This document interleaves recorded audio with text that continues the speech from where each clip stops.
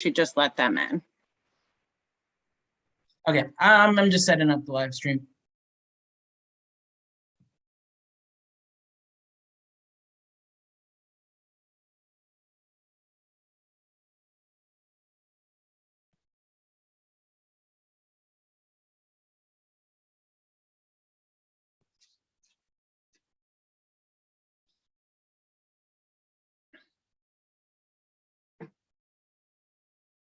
Okay, we're good. All right, welcome everyone to our Law, Buildings, and Code Enforcement Committee meeting. We are joined by committee members Owusu Anane, Hyde Clark, Megan Keegan, and Gabriela Romero. We are also joined by our incredible staff, Ethan Samuel, and by the amazing Gil Trudeau from Traffic. We're going to start off with our public comment, and we will be doing those. Ethan, how many speakers do we have? 4 speakers, so we'll allow them to speak. It looks like we are also joined by our incredible Danielle Gillespie, who just had a high school graduate yesterday. Congratulations to the amazing Isaiah. So we'll start with the public comment and then we'll move into the discussion of the legislation.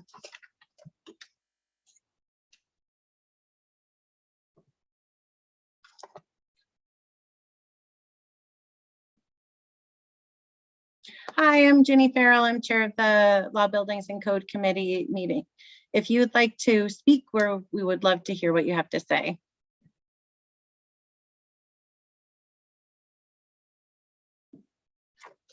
Hello?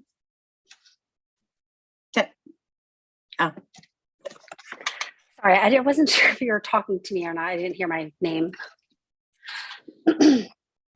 Hi, so my name's Tatiana Georgi. I'm an executive director and founder of Noteworthy Resources. And as a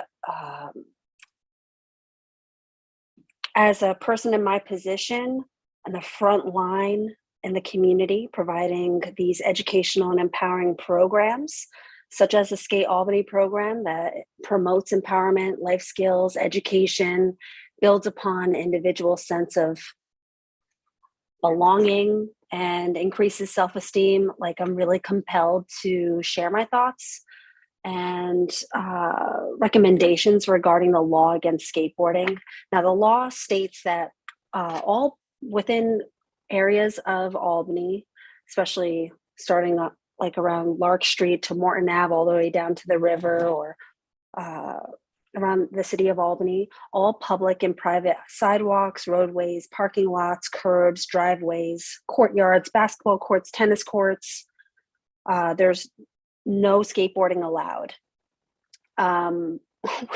which seems crazy that this exists, because skateboarding is multidimensional and there's diverse forms of skateboarding. We use skateboarding as exercise, a form of transportation, which is environmentally friendly. And it's also safer than driving, if you can believe it or not. You get to meet new friends, build that sense of belonging in the community. Skateboarding is a huge coping skill for mental and emotional support for all ages of people, which I'm not sure that people think of skateboarding in that way, but it's a major coping skill to help with anxiety. It actually, there's statistics that show that skateboarding has reduced depression and suicide rates in local cities that have public skate parks that are inclusive to skateboarding, just as much as the city is inclusive with cyclists and other forms of transportation. So being in this position and working with youth and working with adults and providing this skateboarding program, skateboarding brings a lot of opportunity for growth, and to have these restrictions to the community. So the skateboarding violation in law creates a a barrier and many limitations to the community. So many young adults and youth and regular adults of all ages, they're being intimidated, fined, their boards being confiscated simply for using it as transportation and recreational use. The law does restrict our local skate community and is bigger than you think. Since June 2020, when I started my Albany skateboarding program, the rates of skateboarding have gone up tremendously. And you can even see it when you are streaming a TV show or on watching cable. All of the advertisements include skateboarding in the background, some way or another, which is kind of interesting, but that representation is huge. And that's what I'm bringing you tonight, is that these laws restrict our local skate community and also prevents people from safely skateboarding throughout the city that they call home. I think that Megan had a question. Well, we don't do, this is just public comment. Okay. So, Sorry. But thank you so much for coming in, and we appreciate you sharing your thoughts and on this piece of legislation. Yeah, and I forgot to mention that we do have a signed petition with over 815 signatures that I can send you the link and provide that information to you as well. Excellent. Thank you so much. Thank you. Ethan, if you want to allow the next person in.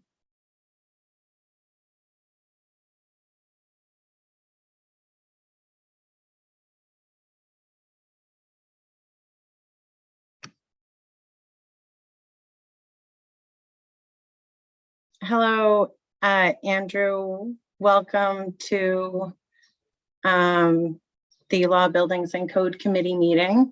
I know you're here to provide public comment. Just so I should have mentioned it before, this is an opportunity for you to comment on the legislation that we're looking at, and I'll be keeping a timer on for 5 minutes. So if you are under that, great, but I'll let you know when you get close to that time. Go ahead. Okay.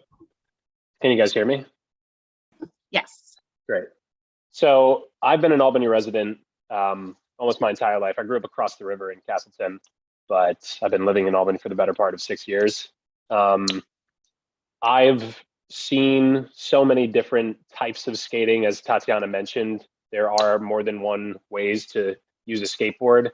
A lot of people like to pigeonhole it into being more of a destructive sport, so to speak, where you need to be on an obstacle or, defacing a public entity or building or spot, so to speak, which is just, it's not true. It's easy to say that skateboarding is one thing or another, but for a lot of different people, it is just how they get around, whether it be longboarding or using a motorized one, or even just using a regular skateboard that you would use at a skate park.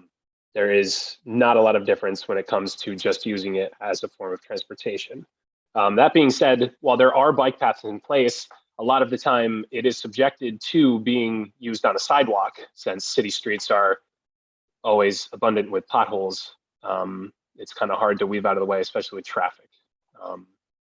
So I have seen a lot of people outside of businesses very quick to shoo away a skater who may just be hanging out there or trying to maybe just, get from point A to point B in a slow fashion, or even ways that they are, using their skateboard to do a trick or use a spot that might not be defacing any sort of, what's a good way to put this? Any sort of like storefront or something that may be attached to a building.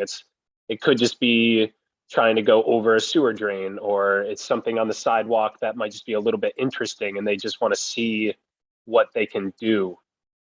A lot of artistic expression comes from skateboarding. I would consider anybody who skates or has a recreational activity that involves using a peripheral, whether it be biking or baton twirling, even like anything that you are using outside of your own body, I would say is an artistic expression.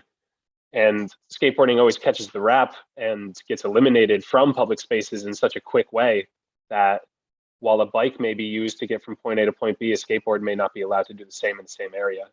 So I would really love to see the city that I've been living in and have been putting all my time and effort into working for and trying to improve, to do more.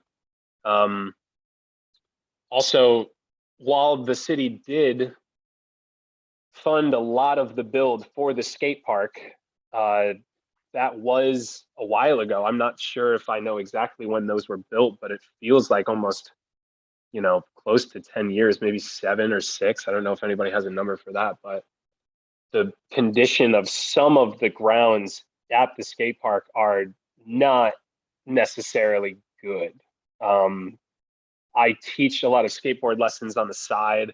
Normally these lessons are for youth or first-time skaters, and I unfortunately have to subjugate them to one area, frankly, because I can't teach them anywhere else. It would be more dangerous. I'd have to teach someone how to roll over a pretty substantial crack to skate on this, or you have to swerve this, or do a bunch of different things that just, it makes it hard. And I know that this meeting isn't necessarily about the condition of the skate park, but at the same time, while the city can say that they donated the money or put the money up for the skate park, at the same time, they quickly lost interest in it. And now the only building and maintenance of the park has fallen upon the community, which is great, but the community has also been stuttered in many different ways. I'm coming Andrew, up on just time, so you're aware, you have a minute left. Okay, thank you.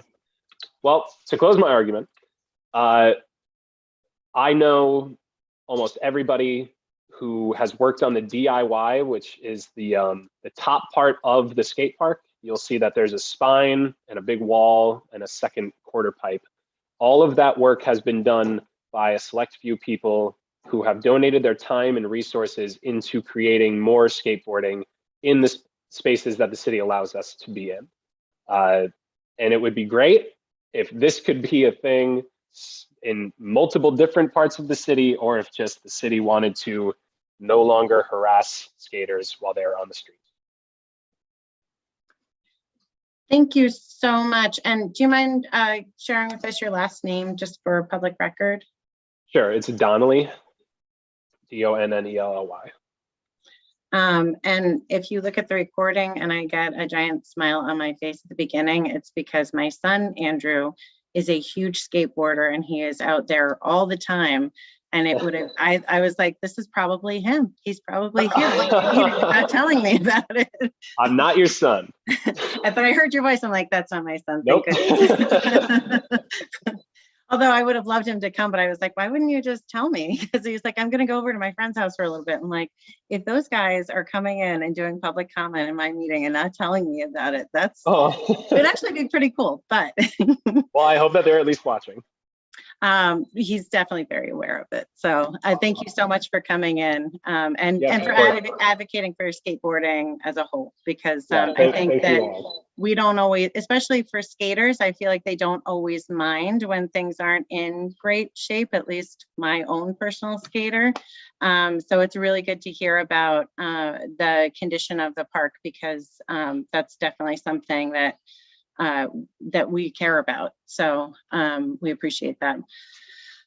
And before we introduce the next person, I just wanted to note that we're also joined by council members Kimbrough and Ballerin. We also have been joined by our other incredible staff, John Rafael Pichardo. Ethan, if you wouldn't mind welcoming in our next public commenter, that would be great.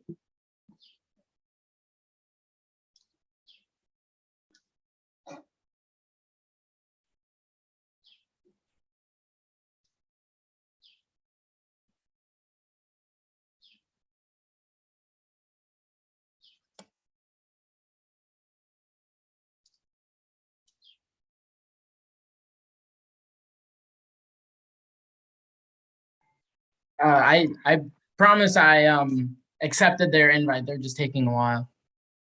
That's okay. It said they were joining and then they dropped off. So, oh wait, maybe they're coming back. Well, if there's technical issues, we can move on with the discussion and to have them come in at the end. But we'll give them another quick second and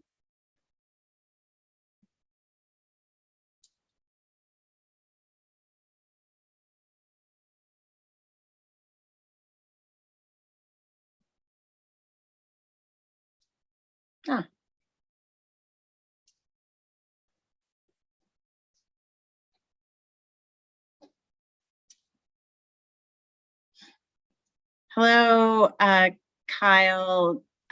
Welcome to the Law, Buildings and Code Committee. I am Jenny Farrell, the chair. We would love for you to share your public comment. This is something where we're listening to what you have to say. It's not a, you won't get any questions from any council members, and you have 5 minutes to speak. So go ahead. Thank you for coming. Oh, wow. I have to admit, I thought this was just a Zoom meeting for a meeting in general. I wasn't expecting to make a public comment. I'm sorry, but if you'd like to just watch it, it's broadcast on Facebook, and you can watch it from there. But if you want to just say something quickly about your interest, we would love to hear from you. So, I mean, you're here. We get to look at your yeah, since I am here, it's pretty off the cuff because I was not prepared for that whatsoever. But I do think, since this is what I was coming in for, that it makes a lot of sense to legalize skateboarding within the city of Albany. That is, you know, there are clear health benefits. It's a good way to keep people out of trouble, give them something to do. And I was a little surprised to find out there were restrictions on it. Like, within good sense, it doesn't seem like something that makes any sense to outlaw. I'm sorry, this is not a very eloquent comment of mine because I just was completely caught flat-footed. But you're doing absolutely spectacularly. Keep going. Shit. Oh, I'm so sorry. I didn't mean to swear on. Except for that part, but everything else has been fantastic. Yes. That is pretty much where I stand, and I also think, you know, there's a good way to have that stimulate the city of Albany's economy too, because you'll have people taking lessons, buying equipment, paying, say, registration fees for skate parks. You're going to see more people out and about on lovely days like this, where they're going to be spending money in their community, and people will be getting to know each other. They'll be getting closer. There will be less of these atomized groups that don't really know each other, where you don't know who your neighbor next door is. And I think there's a lot of good opportunities there that are worth exploring and that will be missed if we don't at least give this a shot. Excellent. Thank you so much for coming in. We really appreciate it. And as I said, we're broadcasting this so you can watch it right on Facebook. It's also recorded. So if you would like to go out skateboarding right now and come back and watch it another time, you can. Thank you so much. So Ethan, if you wouldn't mind letting the last person in, then we can move forward with our discussion. That's all the public speakers. Someone left and never came back. Excellent. Well, if they happen to come back in, we can always have them speak at the end.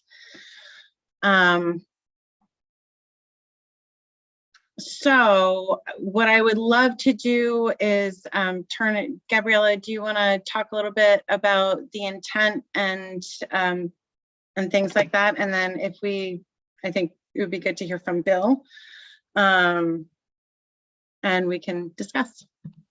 Go ahead. Sure. Thank you, Councilman Farrell, and thank you everyone that came for the public comment.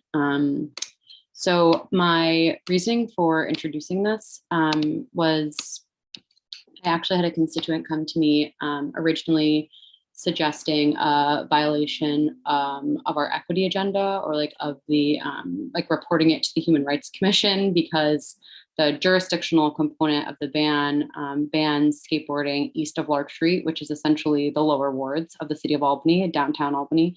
And so for that reason, I think that this legislation is both a racial justice issue, but obviously a walkability issue, in that skateboarding as a concept is one that is not just even for recreation these days, it's also for transportation.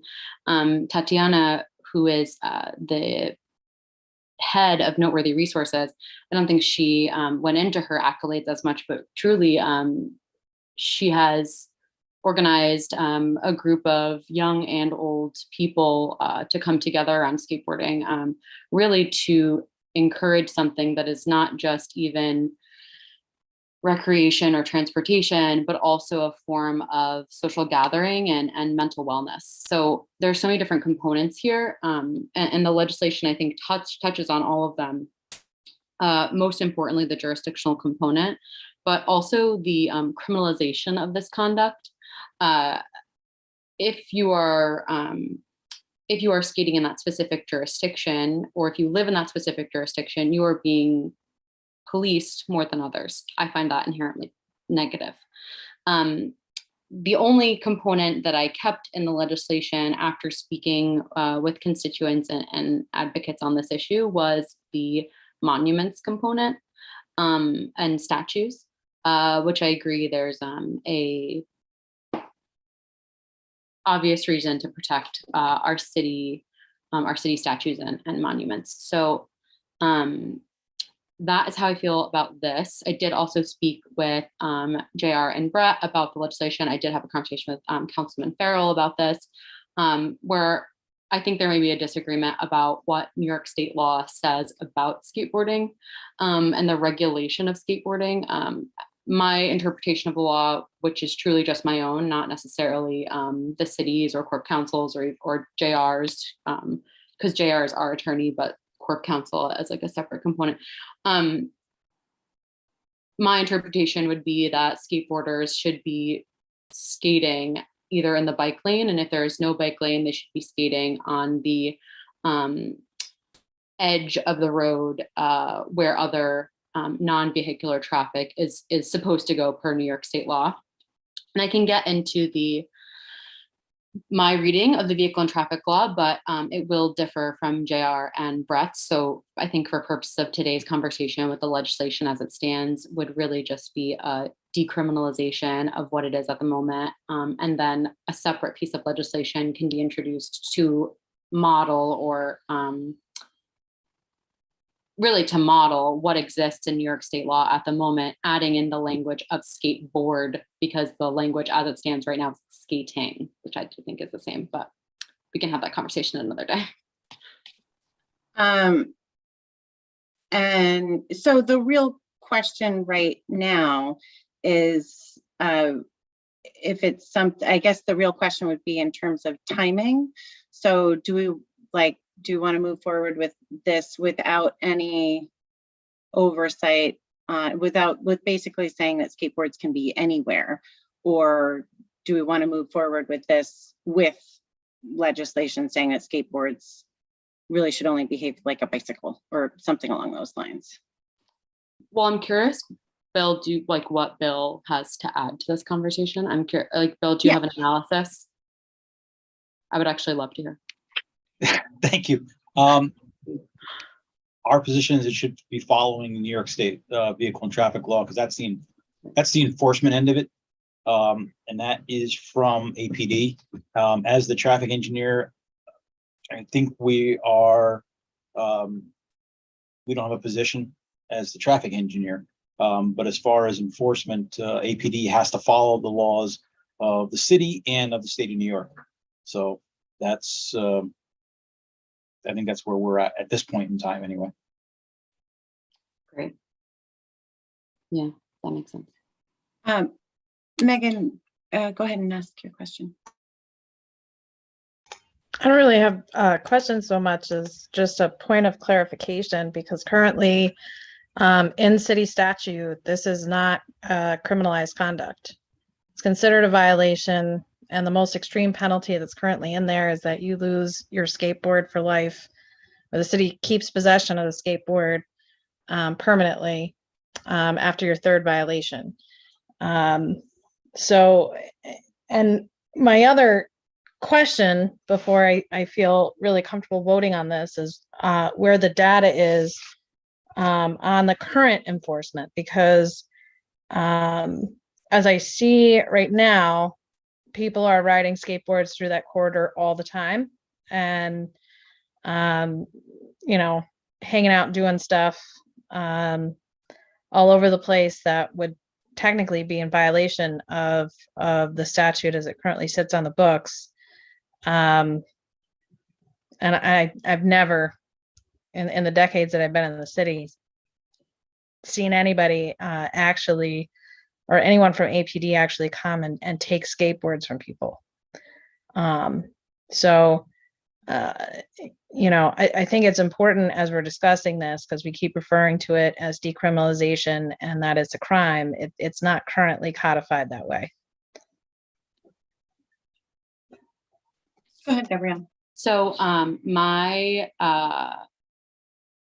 interpretation of criminalization, you're correct, is that it is a violation.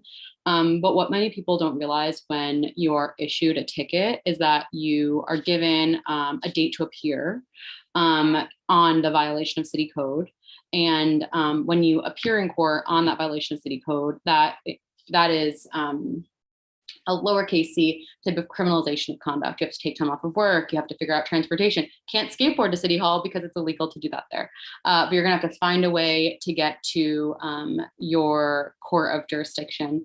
And then once you're there, you have to wait in line to go be seen in front of the judge. And then let's say they issue a fine of some kind, or they take away your skateboard.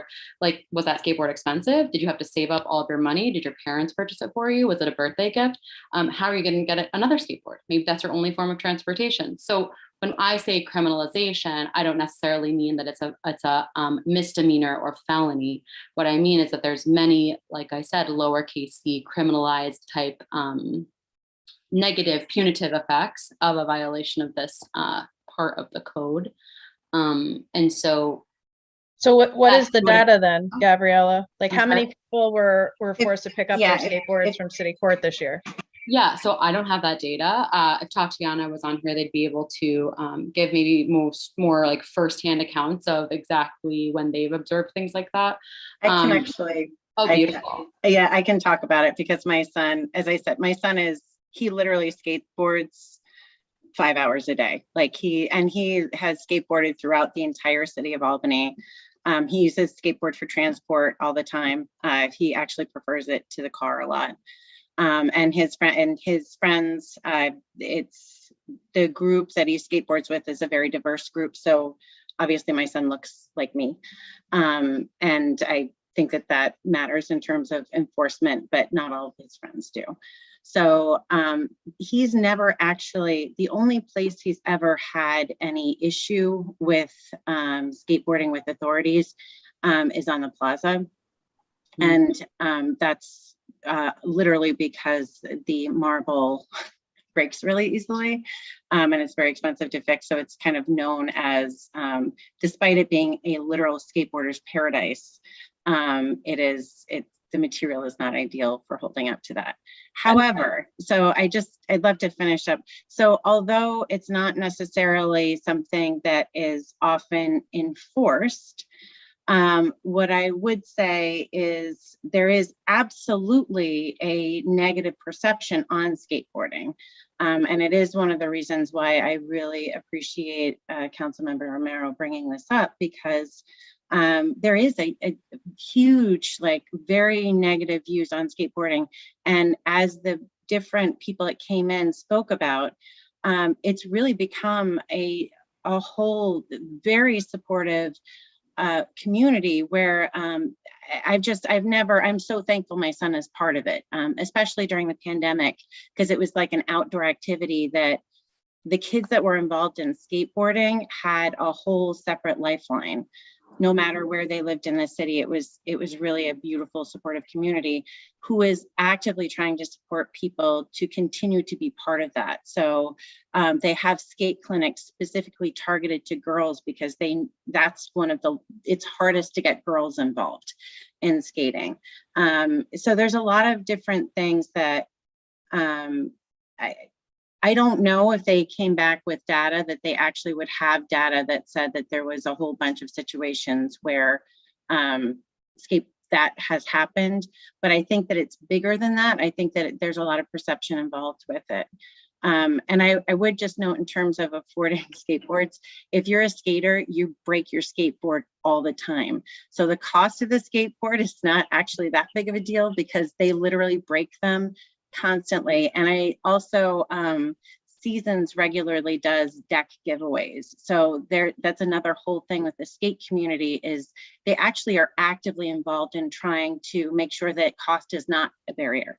And that people can all be directly involved.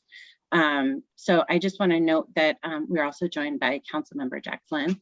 And Gabriella, do you mind if I call on Hyde? Because Yeah. Go ahead, Hyde. Yeah, so I guess just a couple of points just from the conversation. I think regardless of enforcement, I think it's an issue that only one part of the city has like extra regulations. I mean, to me, regardless of how we interpret the vehicle and traffic law, that seems to be what should govern. And I'm not sure the original intent, if it's because of state property or whatever it was, doesn't matter. It just I appreciate what Council Member Romero is trying to do in terms of it seems like this is a targeted area of the city that has almost extra regulations. So I guess I'm not as interested in the numbers of kids that are or whoever's being issued tickets so much as why we would have different rules for different parts of the city. So if we can come up with a guide that works for the entire city, that's where I would be at. Thank you.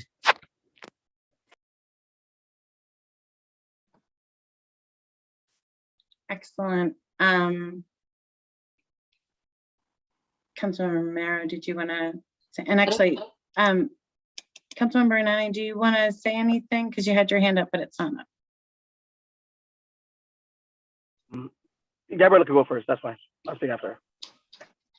Okay, really quick. I also wanted to mention that I did speak with Commissioner Jonathan Jones, who also said that they were in support of this. The city actually has its own skateboarding camp, which is really wonderful to me, but also is interesting. Like how would they get there if they live east of Lark Street, if they're skateboarding on their way there? And then something else as well that's separate, but I just wanted to mention, which is the enforcement aspect of it. Like that doesn't negate the fact that it is disproportionately affecting a part of the city. And I see you nodding your head, Janine, that's awesome. It's just like that, like let's say it's not enforced, it's still a violation, a potential violation of our own equity agenda. And I think I understand why you would ask that question, but I would argue that the fact that it exists is still a negative thing.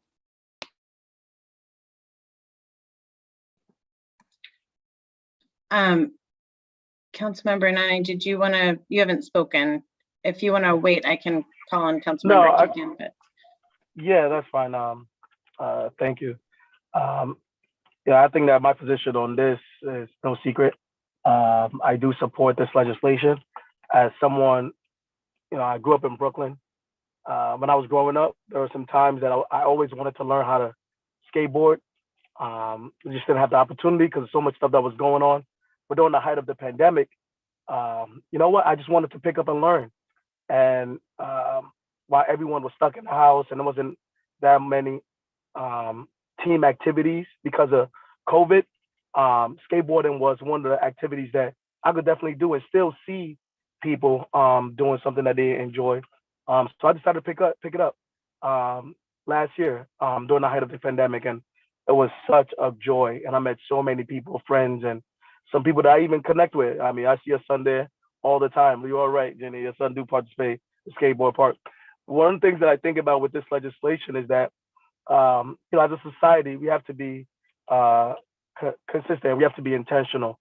We think about legislation that just impact certain demographics. It's something that I always want to, highlight and, bring to the forefront. And, when I learned that some of this legislation only impact lower wards, quite frankly, I just felt that it was unfair. It's either we make sure that everyone in our city is abiding by these laws, or we just get away with it. We get away with it. But I think that legislation that just only target certain demographics, particularly, let's be frank, is targeted towards marginalized communities and people of color. Because when you look lower of the 6th ward, those are the demographics that it seemed like it would target. I'm a supporter of skateboarding. I think people need to have outlets. You know, there's several health benefits. There's also a mode of transportation for many people in our community. And I believe that what is good for the South End should also be what's good for the Pine Hills neighborhood, and what's good for Upper Washington should also be what's good for Westgate. So I will be supporting this legislation, and I urge my colleagues to also do the same thing. I want to thank Councilmember Gabriella for bringing this up. On the point of if this is like criminalization or not, you know, I think the council member said it eloquently that just putting individuals in contact with law enforcement, particularly whether they're receiving a violation, sometimes make them feel like they're a criminal. You know, either whether it's not or not, whether it's a criminal act or not, being stopped while you're skateboarding, even to give a violation, you will start feeling like such. And I deal with kids all the time. And when you treat someone as a criminal, they will start feeling like that. And then there's a whole host of issues that follow up after that. So I just think that this legislation is a good step forward for our city. And if we want to be truly a city for all neighborhoods, if we really want to see all neighborhoods work, we have to pass legislation that benefit all neighborhoods, no matter your zip code. Thank you. Councilmember Nana, I just want to let you know that skateboarders, people are really into skateboarding, film themselves doing it. And I think it would be the right choice for you to do that so that all of your council member colleagues can celebrate your success. Gotcha. I'll send you some videos too. And I'm letting you know that if I did it, it would just be me falling. But I'm willing to do that if we can encourage like skateboarding reels from the whole council. I think that'd be amazing. Councilmember Keegan. Yeah, I am not at all opposed to the idea of bringing parity with VTL on how other modes of transportation are used throughout the city. I don't think that is my concern. However, those of us that represent certain areas around where this legislation came up have certainly gotten a lot of concerns from community members, particularly with regards to not necessarily the behavior of all skateboarders, but the behaviors of some. And I think my greater concern is removing the language, and I'm not saying that this shouldn't be language that's perhaps incorporated throughout the entire city, but really removing language that specifically says it is not okay to be skateboarding on somebody's personal property or businesses where that's not allowed. And that has largely been the concerns that have been brought up by the community. And while they were not here for public comment, I think it's important for this body to think about that and consider that and how we deal with this legislation. I think that whatever we do on that issue, it should be something that is sort of dealt with in an equitable way. I'm not in disagreement of that, but there are certainly concerns that were brought up from the community and constituency around skateboarders being on private property. And loitering on private property and doing damage to private property as a result of skateboarding.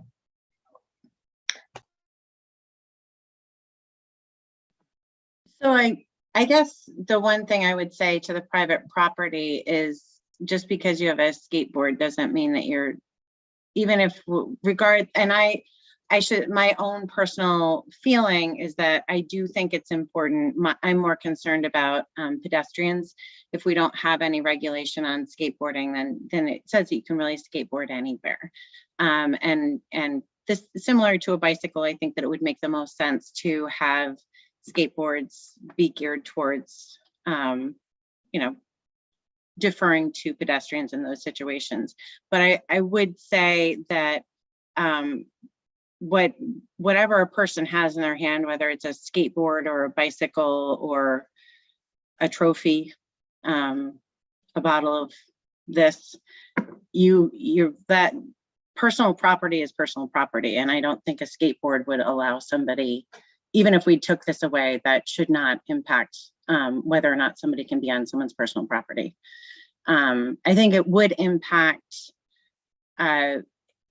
enforcement in terms of public areas. So if you have a bunch of people who are playing basketball on a basketball court, and some skateboarders came in and wanted to skateboard, like that could create some issues where, if somebody's playing basketball on a basketball court, probably should defer to the basketball players. But I think in terms of personal property, we can all assure our constituents and for anybody watching, again, no matter what you have in your hand, you cannot just go on somebody's personal property. So I think the real question in the committee, what this does is take away, except for monuments, the regulation on skateboarding. Do we want to move forward with this as is? Do we want to, I guess from my perspective, the real question is timing. Do we want to have the legislation? And I think Councilmember Romero has what I also think is a great idea in terms of providing guidance for that. So I think it is something that we could move on pretty quickly. So I guess that's my question. Do we want it to be something where they're done kind of in tandem? Go ahead, Councilmember Romero. Yeah, I would make a motion to move it out of committee with a favorable recommendation, and then introduce additional legislation which will be separate, to make it very clear, as you mentioned, and you and I talked about in New York state law. And when someone introduced that, I guess it can be clear. Although, to be clear, I do think that New York state law already regulates this conduct. And I really mean that. And skating is skateboarding, but I think I would just move at this moment, since we've had the discussion on it in committee. I would vote to move it out with a favorable recommendation, because it appears that we would have the votes on that.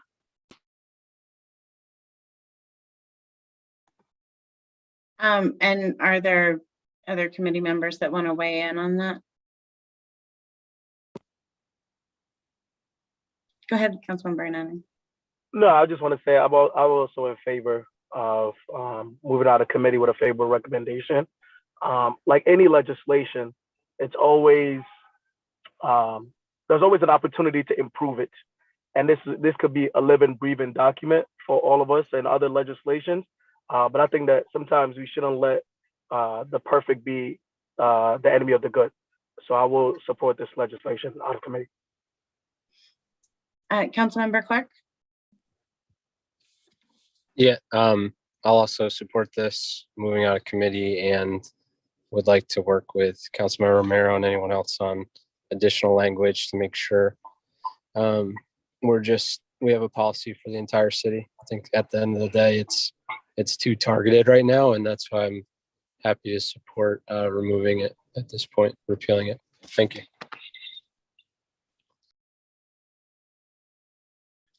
Excellent.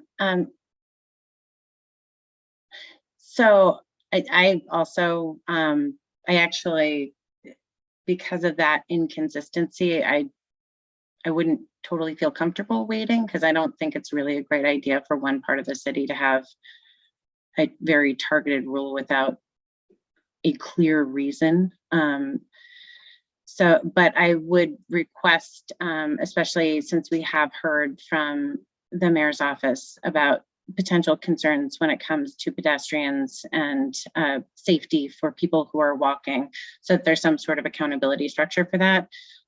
So I would request that it's something that, and I'm happy to, also super happy to work on it with you, but if we could do that sooner rather than later, that would be super awesome. But if I could get a motion To move out. Can I make the motion, or am I not allowed? Okay. Motion to move this piece of legislation out of committee with a favorable recommendation. And to your point, Ginny, I think we both know the exact language, and I can send that to JR if it hasn't already. Yeah. Yeah. Sounds Thank good. you. Second. All in favor of moving ordinance 94122 through the committee with a favorable recommendation? That is unanimous. Excellent. Well, thank you so much, everyone. We will be having another committee meeting. We have one piece of legislation, and then it looks like we'll be having another one soon. And I also, just for everyone that's here, I think that a lot of the feedback on the skateboard park itself, and also perhaps some ideas of expanding that, and I'll mention it, especially because Councilmember Anane is chair of our Parks Committee. I think that that's a lesson that we should really take with us. And Councilmember Romero. Oh, I just wanted to add that I met with interested parties recently to actually discuss editing that very specific part that I believe his name was Andrew discussed. It's the upper western component of the skate park, which was a project that started and never really completed. And so there's talk about getting engineers and the design to finish that component.